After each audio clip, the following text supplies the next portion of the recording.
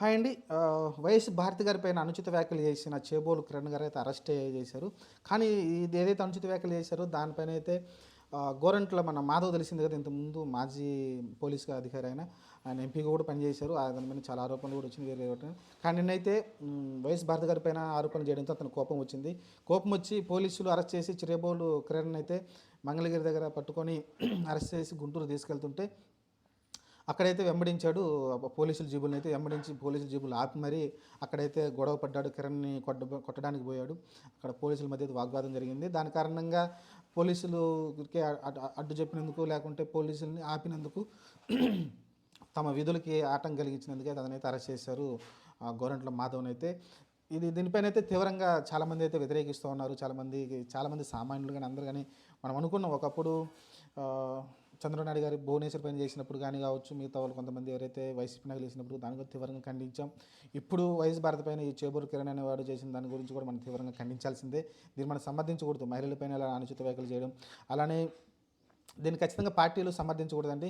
సరే, పార్టీ అయితే సస్పెండ్ చేసింది. అతనైతే చేబోలు కిరణ్ అయితే టీడీపీ పార్టీ నుంచి సస్పెండ్ చేసింది. తనైతే మందలించినప్పటికీ వాళ్ళే కేసులు పెట్టారు. కేసు పెట్టి అరెస్ట్ చేయడం చూసాం. అందుకని పోలీసులు కూడా వెళ్ళి అరెస్ట్ చేయడం చూసాం. మనమైతే సెల్ ఫోన్ టవర్ సిగ్నల్ ద్వారా అయితే ఛేదించి అతనైతే అరెస్ట్ చేయడం చూసాం. సరే, ఇలాంటి జరగకుండా ఉండాలంటే కనీసం పార్టీ పెద్దలు ఎవరైతే ఉన్నారో, లోకేష్ లాంటి వాళ్ళు, పవన్ కళ్యాణ్ లాంటి వాళ్ళు, చంద్రబాబు, జగన్మోహన్ రెడ్డి, సరే ఖచ్చితంగా వాళ్ళ కార్యకర్తలు ఒక ప్రెస్ మీట్ పెట్టి చెప్తే బాగుంటుంది. మీరు కనుక అనుచిత వ్యాఖ్యలు చేస్తే మేము పార్టీలో ఉంచము, మీరు దీన్ని మేము సమర్థించము అని ఒక మాట చెప్తే బాగుంటుంది. వీళ్ళు జస్ట్ స్టేట్మెంట్కే పరిమితం అవుతున్నారు తప్ప కొంచెం స్ట్రాంగ్గా ఏదన్నా పార్టీ మీటింగ్లో పెట్టిన ప్రతిసారి ఒక్కసారి కార్యకర్తలకైతే మీరు పార్టీలో యాక్టివ్గా లేని కొంతమంది, ఇప్పుడు వైఎస్ భారతిగా ఉన్నారు, ఎప్పుడో ఒక్కసారి ఆమె ఎలక్షన్ టైంలో వస్తుంది, అలా కొంచెం కాసేపు ఆ పులివెందుల ఏరియాలో కొంచెం ఎలక్షన్ క్యాంపెయిన్ చేసి వెళ్ళిపోతుందాము. రెగ్యులర్గా ఆమె ఎలక్షన్ క్యాంపెయిన్ చేసే మనిషి కాదు.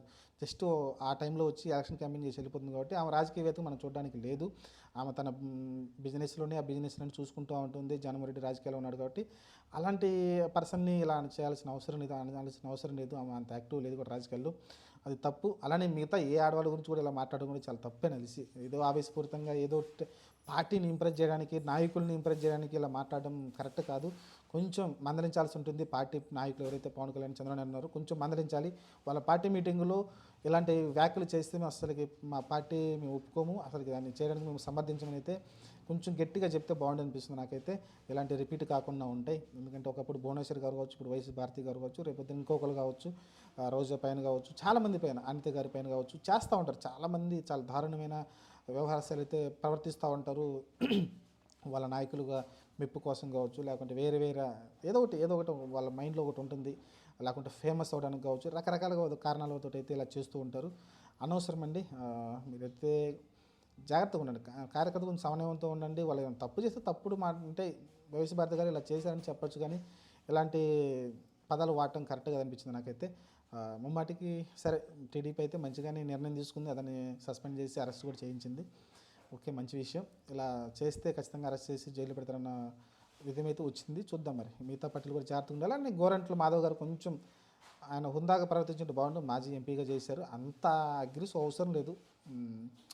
చట్టం అయితే ఆల్రెడీ అరెస్ట్ చేసింది కదా, అరెస్ట్ చేసి జైలు పెట్టారు. కావాలంటే అతని మీద మళ్ళీ కోర్టులో తేల్చుకోండి, వెళ్ళి కోర్టులో తేల్చుకొని అతను ఏం చేయాలో అది చేయండి. కానీ ఇలా వెళ్ళి రోడ్లపైన అటాక్ చేస్తే దాన్ని అంటే ఇంకేం లేదు. ఆల్రెడీ అతను బ్యాడ్ అయిపోయి ఉన్నాడు కాబట్టి ఇంకేదో జగన్మోహన్ రెడ్డి దగ్గర పేరు తెచ్చుకోవడానికి ఇలాంటి స్టంట్లు వేసినట్టు కనిపించింది గోరంట్ల మాధవ్ అయితే. అంతమించి నాకు పెద్దగా ఏం కనిపించలేదు. ఏదో ఆయన ప్రేమ ఒలకబోసినట్టు కాదు నాకు అనిపించింది నాకైతే. మరి మీరేమన్నారు కాంపిటీషన్లు పెట్టండి. ఈ చేబోలు కిరణ్ చేసిన మాటల వ్యాఖ్యలపైన అయితే చూద్దాం ఏం జరగదు. ప్రస్తుతానికైతే కొంచెం మందలించాల్సి ఉంటుంది పార్టీ పెద్దలు.